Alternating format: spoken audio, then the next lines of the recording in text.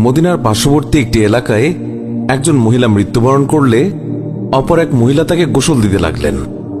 যে মহিলা গোসল দিচ্ছিল তার হাত যখন মৃত মহিলার উরুতে পৌঁছালো, তখন সে আশেপাশে বসা 2-4 জন মহিলাকে বলে উঠল, হে আমার বোনেরা, তোমরা কি জানো এই যে আজ মহিলা আজ মৃত্যুবরণ করেছে, তার তো অমুক পুরুষের সাথে অবৈধ সম্পর্ক ছিল।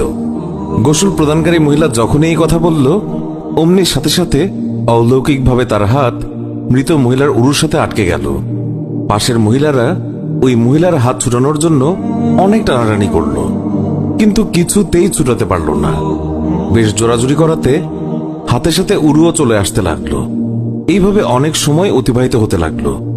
মৃত মহিলার আত্মীয় স্বজনেরা বলতে লাগলো, বিবি, এই যে দ্রুত গোসল শেষ করুন, সন্ধ্যা হয়ে আসছে, জানাজা শেষে আমাদেরকে দাফন করতে হবে। মহিলাটি বলল, আমি তো